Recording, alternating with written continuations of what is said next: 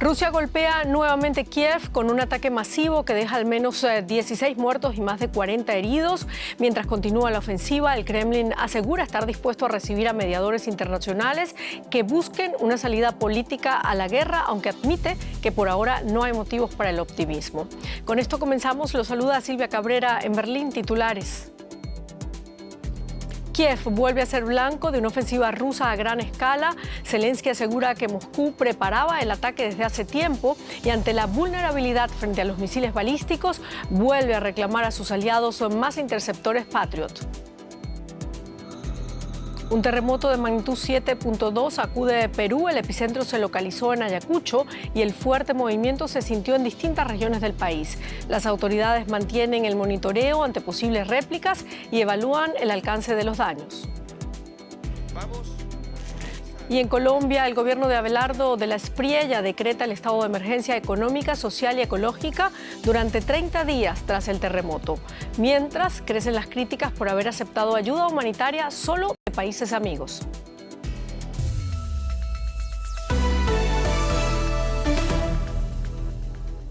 Bienvenidos. Al menos 16 personas murieron y más de 40 resultaron heridas en un ataque masivo ruso contra Kiev. La Fuerza Aérea Ucraniana afirma que Moscú lanzó decenas de misiles balísticos y de crucero, así como cientos de drones contra la región de Kiev. La defensa ucraniana logró interceptar la mayoría de proyectiles, no así los misiles balísticos, los que aún plantean un desafío para la defensa aérea ucraniana. Tras estos ataques, Volodymyr Zelensky volvió a pedir ayuda a sus aliados para reponer las reservas de los sistemas interceptores Patriot para la defensa aérea de Ucrania. Cada mañana, por muy dura que haya sido la noche, están aquí vendiendo sus productos justo a la salida de la estación de metro de Lukianivska. Rusia ha atacado esta zona más que ninguna otra en Kiev. Ahora da mucho miedo venir. Es peligroso. No paran de bombardear. Acabas de salir con la alarma antiaérea activada y ha caído una bomba. No sabes si llegarás vivo a tu destino.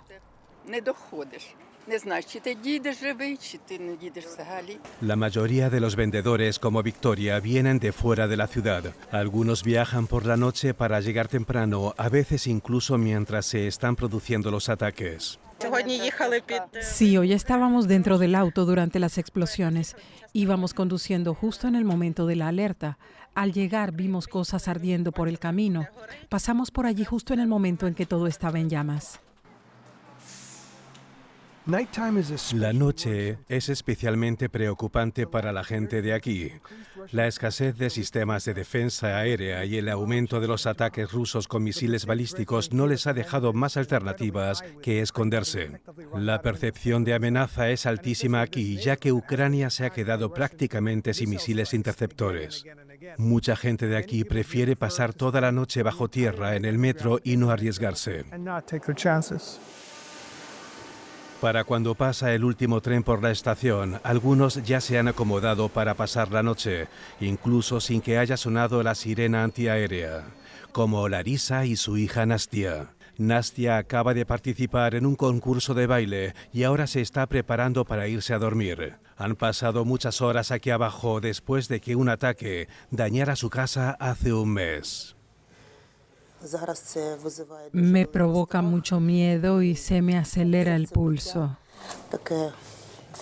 Es un estrés enorme porque puede que no duermas hasta las 5 de la mañana esperando a que lancen misiles balísticos.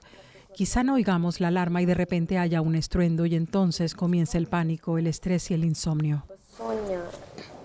Estaba enviando un mensaje a su hermana cuando fueron alcanzadas por un proyectil.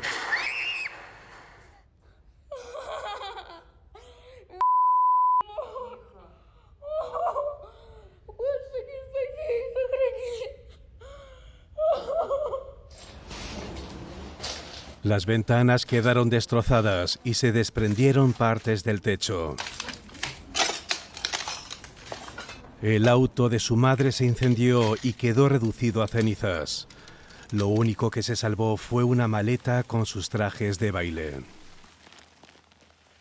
Con todo lo que está sucediendo aquí, les resulta muy difícil descansar. A Larisa le preocupa que su hija crezca en medio de estas circunstancias. Son muy maduros para su edad, lo entienden todo. Aunque son niños muy pequeños, entienden qué es lo que vuela, si se trata de un dron o de misiles balísticos, o si han despegado algunos aviones. Sería mejor que no supieran todo esto. A las 5:30 de la mañana los trenes volverán a circular y la vida recuperará una cierta normalidad. Y ampliamos ahora la información con el periodista Ricardo Marquina en Tallinn, Estonia. Ricardo, el presidente Zelensky ha reiterado su petición a los aliados para que proporcionen más sistemas de defensa aérea. ¿Hasta qué punto está costando vidas el retraso?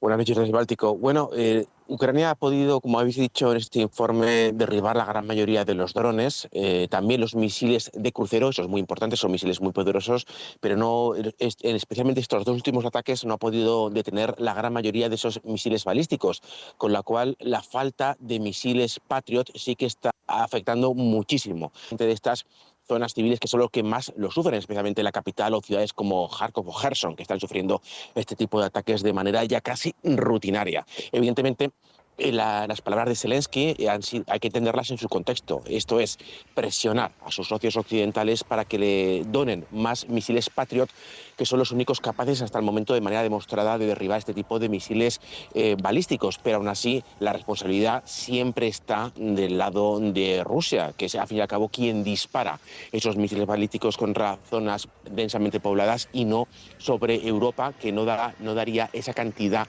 de misiles Patriot necesarios. Bueno, mientras Rusia sigue atacando Ucrania, el destituido exministro de Defensa, Mijailo Fedorov, sorprende con la exigencia de celebrar elecciones. ¿Qué tanto apoyo tiene este llamado en Ucrania y cuánto supone hacer el juego a Vladimir Putin? Varias cosas. Fedorov cuenta con un apoyo innegable, consiguió sacar a la gente a la calle, a miles de personas en tiempos de guerra, es todo un hito, y cuenta con un apoyo de aprobación de un 60%, incluso un poquito más que Zelensky según algunas encuestas internas. Pero que se le apoye, que se le respete, no quiere decir que la gente esté deseando ir a las urnas. De hecho, todo lo contrario. Según estas mismas encuestas, no hay un deseo por parte de los ucranianos de ir a las urnas, que entienden que el país está en guerra. Además, algo muy importante, la propia Constitución, que está por encima de Zelensky, impide ir a las elecciones, con lo cual habría que cambiar la Constitución. De todos modos, esto está siendo ya instrumentalizado por el Kremlin. De hecho, Peskov ha dicho hoy, el portavoz de Putin, que vuelven a considerar a Zelensky, siempre han considerado a Zelensky como un presidente ilegítimo, ya que su mandato habría terminado hace tiempo, con lo cual Rusia está más que encantada de poder utilizar este tipo de controversias internas en Ucrania para intentar dividir aún más a la población ucraniana. Bueno, Ricardo, también en Ucrania asegura haber atacado Rusia, en concreto la refinería de petróleo Taneco y una terminal petrolera en la región de Krasnodar. Vladimir Putin está enviando un mensaje de calma a la población, pero ¿cómo está afectando esto a Rusia? ¿Hay crisis de combustible en este momento? Putin tuvo unas palabras diciendo que básicamente que los ataques ucranianos evidentemente causan daño, pero no son críticos. En cambio, las imágenes que llegan desde Moscú, y no solo desde Moscú, de la región de Moscú, de Rostov, de los Urales, de Siberia, dicen todo lo contrario. Vuelve a haber una segunda oleada de escasez de gasolina. Hay horas y horas de colas en muchas regiones de Rusia para poder llenar el depósito, y algunos tipos de gasolina se han acabado ya en la región de Moscú y también en Rostov, con lo cual la economía rusa y especialmente todo lo tocante a los hidrocarburos está sufriendo. Y eso es una realidad que la propaganda rusa no puede tapar. Muchísimas gracias, Ricardo Marquina, por este análisis para nosotros. Y vamos ahora directamente a la economía. Andrés Blumenkrantz, noticias desde Estados Unidos. Sí, vamos a mirar los mercados, Silvia, y a la tensión que hay en torno a la deuda estadounidense, que ha registrado un nuevo máximo histórico. La verdad es que el alivio que había recorrido al mercado de bonos apenas un día antes se ha esfumado este jueves ante el aumento del precio del petróleo, la preocupación por una inflación elevada y el creciente endeudamiento de Estados Unidos. Pero no solo el mercado de bonos se sacudió rápidamente el efecto de la sorpresiva medida del secretario del Tesoro Scott Bessent de recomprar deuda. En Wall Street, el S&P 500 cayó un 0,9%, el Dow Jones perdió 703 puntos, un 1,3%, y el tecnológico Nasdaq retrocedió un punto porcentual. Mientras tanto, la deuda pública de Estados Unidos superó este miércoles los 40 billones de dólares, un récord histórico, alcanzado apenas unos meses después de rebasar los 39 billones en abril pasado.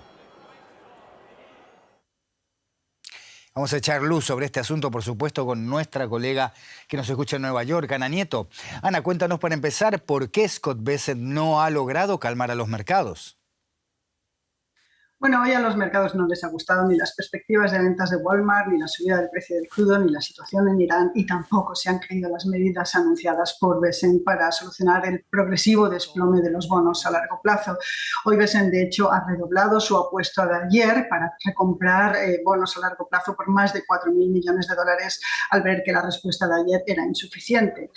Hoy la respuesta, sin embargo, ha sido nula. Y eso a pesar de que el secretario del Tesoro ha dicho que su departamento tiene las herramientas suficientes como para detener la caída de unos bonos que está encareciendo los costes de la deuda, no solamente al gobierno, también a los ciudadanos. Pero en el mercado de los bonos hay escepticismo y lo hay por dos razones principalmente. La primera es porque creen que quien sí que tiene las herramientas es la Reserva Federal, pero que su nuevo presidente no las va a usar. Y la segunda es porque una mayor o menor ingeniería financiera no va a solucionar uno de los problemas de base que tiene esta crisis, que es un problema fiscal. El déficit fiscal de este año supera los 2 billones de dólares, como dices, la deuda ha superado los 40 billones y está en trayectoria de crecimiento. Bessent ha dicho que es posible que el déficit haya llegado a su pico y también que el gobierno está preparando medidas de consolidación fiscal, pero habrá que verlas. Ana, además de los bonos, de las acciones, también el dólar está a la baja. Contanos por qué es así. El dólar se ha dejado en apenas días todo lo ganado desde mayo. El aumento de los costos del endeudamiento que crece podría dañar seriamente a la divisa y esto empieza a calar en un mercado que vuelve a revalorizar el oro y cuestionar si ha llegado el momento en el que el gobierno va a admitir un dólar más débil mientras trata de rebajar el costo de su deuda. Esta ingeniería financiera propuesta puede rebajar el atractivo de la moneda, máxime si esto además facilita que haya más endeudamiento. En realidad el secretario del Tesoro no se ha referido en ningún momento al dólar, pero el mercado lo está tratando como un daño colateral de esta acción y reacción en el mercado de deuda. Ana Nieto, Nueva York, gracias por estas informaciones. Hasta cualquier momento. Gracias, Andrés. Representantes de Estados Unidos y Canadá reanudaron este jueves las negociaciones para alcanzar un acuerdo comercial que evite los nuevos aranceles con los que amenaza el presidente Donald Trump. En la madrugada del miércoles debían entrar en vigor nuevos aranceles sobre una serie de productos canadienses, pero poco antes de que esto ocurriera, Trump los suspendió para facilitar el acuerdo sobre el oleoducto Keystone XL que va a transportar petróleo pesado desde Alberta, Canadá, hasta las refinerías de la costa del Golfo de Estados Unidos.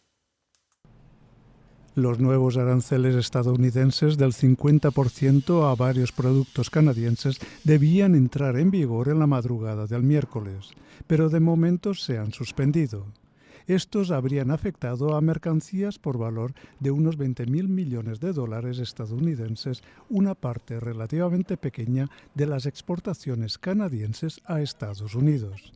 Sin embargo, por primera vez se habían incluido entre ellos bienes comerciales que cubre el Tratado de Libre Comercio de América del Norte, del que también forma parte México. Tras esta suspensión temporal de los aranceles, se han reanudado las negociaciones. Estamos seguros de que hemos alcanzado un acuerdo que no solo seguirá protegiendo a los trabajadores, los empleos y a las cadenas de suministro estadounidenses, sino que también reforzará de verdad la economía norteamericana y creará las condiciones para que Norteamérica siga siendo una potencia energética e industrial. Confío en estas negociaciones y en que, tal y como ha dicho el representante estadounidense, daremos los últimos retoques al texto definitivo. El primer ministro fue muy claro. Teníamos que proteger la gestión de suministros. Teníamos que garantizar que este régimen se mantuviera intacto y estoy seguro de que así será. Los empresarios canadienses esperan una solución a largo plazo. Canadá aspira sobre todo a una reducción de los aranceles sobre los automóviles, el acero, el aluminio y los productos de madera que perjudican considerablemente a la economía canadiense. Los aranceles anteriores ya entraron en vigor y suponen una carga para la economía canadiense. El volumen comercial entre ambos países disminuyó en 2025 en torno a un 6% con respecto al año anterior. Vuelven las noticias con Silvia Cabrera. Gracias, Andrés. Vamos directamente a México. Allí, fuerzas federales detuvieron este miércoles en Michoacán, al oeste del país, a 12 presuntos integrantes del cártel Jalisco Nueva Generación. El operativo de las fuerzas del orden provocó que grupos delincuenciales iniciaran balaceras y más de una veintena de bloqueos de carretera, incluyendo la quema de vehículos en distintos puntos del estado. El Gabinete de Seguridad de México informó que entre los detenidos se encuentra la hija y la pareja de Heraclio Guerrero, alias Tío Laco, jefe del cártel Jalisco Nueva Generación en Michoacán y Jalisco. Heraclio Guerrero es señalado de ordenar el asesinato a 25 miembros de la Guardia Nacional en febrero del 2026, tras el operativo del Ejército, en el que fue abatido Nemesio Oseguera, alias El Mencho. Y analizamos ahora el tema con Lorena Cortés Villaseñor, consultora de seguridad ciudadana en Michoacán, México. A ver si la tenemos. Allí la tenemos. Saludos desde Berlín, señora Cortés. La detención de 12 presuntos integrantes del cártel Jalisco Nueva Generación desató balaceras, bloqueos y quema de vehículos en distintos puntos de Michoacán. ¿Qué dice esta reacción sobre la capacidad que conserva el cártel para paralizar un estado y desafiar a las fuerzas de seguridad? ¿Qué tal, Silvia? Buenas noches. Bueno, la reacción dice algo muy preocupante sobre este cartel y nos dice que conserva una capacidad territorial, logística y de movilización rápida en el estado. Hay que decir, más de 20 bloqueos, logística, movilización rápida en todo el estado prácticamente, incendios, afectaciones en distintos puntos. Y todo esto pues requiere una coordinación, una comunicación, vehículos y hombres disponibles y conocimiento del territorio. Prácticamente decomisaron las autoridades un arsenal digno de un ejército, digamos, pequeño, solamente en esa parte de Michoacán. Hay que decirlo, me parece importante resaltarlo, este grupo del crimen organizado creció con una lógica un poco más militarizada, expansiva, con una lógica también de ocupación rápida de los territorios, un uso intensivo de armas de alto poder, vehículos blindados, drones, explosivos. Es una célula con capacidad de reacción inmediata, ¿no? Claro. Pero yo... Señora Cortés, sí. Entre los detenidos están la pareja y la hija del jefe local de la célula. ¿Estamos ante un golpe importante a la estructura del cártel Jalisco Nueva Generación? Es un golpe relevante, pero todavía me parece que no podemos llamarlo un golpe decisivo y de precisión. Fueron detenidos, como bien dices, presuntamente la pareja y una hija de este perfil criminal, Tío Laco, pero me parece que no es un golpe decisivo. Sí alcanza su círculo íntimo de este jefe criminal, pero no necesariamente afecta de manera al cártel. Claro, bueno, tras la muerte del Mencho, que era el líder de la organización, y ahora este nuevo operativo, ¿el Estado mexicano está realmente debilitando al cártel Jalisco Nueva Generación o existe el riesgo de fragmentarlo y provocar una nueva disputa interna todavía más violenta? Las dos cosas pueden estar ocurriendo simultáneamente. La muerte de Nemesio Oseguera, alias El Mencho, abre un proceso de reacomodo dentro del mismo cártel, y desde entonces las autoridades han golpeado en distintos liderazgos a nivel nacional y sus estructuras. Eso indudablemente genera presión sobre esta organización. Hay que decirlo, hay un cambio muy importante en la política de seguridad mexicana con Omar García Harfuch al frente, un giro realmente digno de notar en comparación al obradorato, pero el problema mexicano es más profundo que capturar y abatir jefes. México ha aprendido durante los 2 últimos 20 años que capturar a una organización, un jefe criminal, puede debilitarla, pero al mismo tiempo la puede fragmentar, pero no, digamos, no la desaparece, ¿no? Claro, claro. Bueno, muchísimas gracias, Lorena Cortés Villaseñor, consultora de seguridad ciudadana en Michoacán, por este contacto con nosotros en DW. Con mucho gusto, Silvia.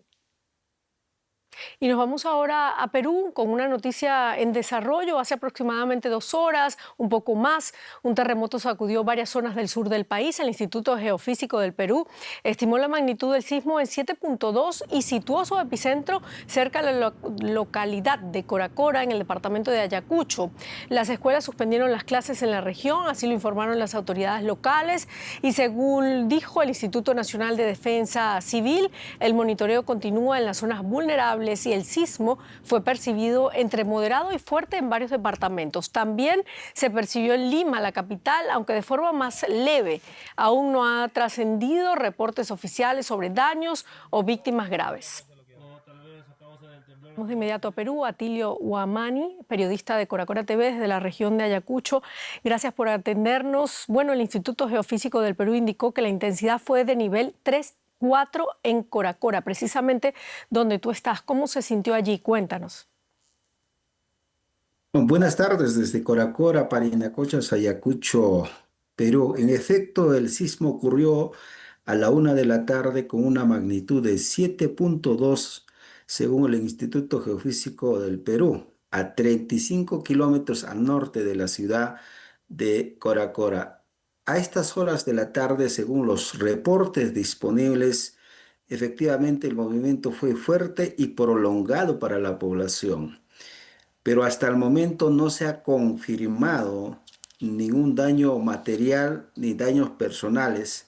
Seguramente, como indican los especialistas, es por la profundidad en la que se ha dado el sismo, que es a 108 kilómetros bajo tierra. Eso ha hecho de que las consecuencias no sean lamentables. Por otra parte, también hay que indicar, según nuestras autoridades, en los anexos, en los pueblos aledaños a la ciudad de Coracora, ha habido daños menores a viviendas que han estado en malas condiciones. Bueno, ¿y qué sabemos especialmente de esas zonas rurales cercanas al epicentro del terremoto, donde se han reportado deslizamientos y posibles afectaciones de viviendas? Las primeras informaciones indican que ha habido caída o desprendimiento de rocas y posibles deslizamientos en las carreteras. Está en plena evaluación de parte de las autoridades de los diferentes anexos y distritos que conforman la provincia de Parinacochas. Quien habla se encuentra en Coracora, que es capital de esta provincia. Y reitero, a estas horas de la tarde hay daños menores, pero felizmente, gracias a Dios, gracias a la Virgen de las Nieves, no hay nada que lamentar. Atilio, las autoridades dicen que por ahora no hay una situación crítica, como tú estás diciendo, no hay nada que lamentar. ¿Existe riesgo, sin embargo, de réplicas importantes? ¿Cuáles son las zonas, por ejemplo, que más preocupan en las próximas horas? Principalmente Coracora. Después de un sismo pues, de esta magnitud, es normal que se produzcan movimientos posteriores. Lo que no se puede determinar con anticipación es cuándo ocurrirán ni qué magnitud tendrán. En esa lógica, nuestras autoridades están en máxima alerta, plenamente organizados para poder actuar adecuadamente frente a una situación que se presente en los siguientes minutos o horas. Muchísimas gracias, Atilio Huamani, periodista de Coracora TV desde la región de Ayacucho.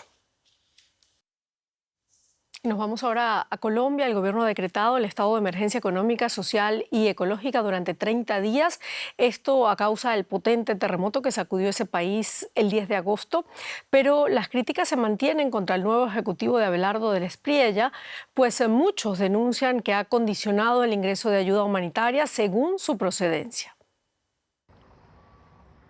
11 días después del terremoto, Colombia sigue contando sus víctimas y midiendo la magnitud de una tragedia sin precedentes en lo que va de siglo.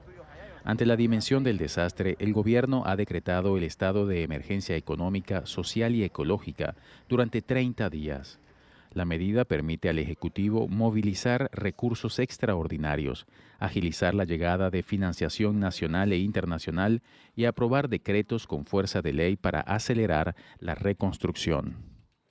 Vamos a revisar y a reducir gastos asociados a programas de la administración anterior que no sean prioritarios frente a las necesidades actuales del país. Y al mismo tiempo, buscaremos fuentes complementarias de financiación. Cabe resaltar que bajo ninguna circunstancia se afectará a los colombianos más necesitados. El Ejecutivo asegura estar preparando también ayudas directas para los afectados, subsidios de alquiler, alivios tributarios y financieros, apoyos a pequeños comerciantes y medidas para garantizar servicios básicos a las familias que lo han perdido todo.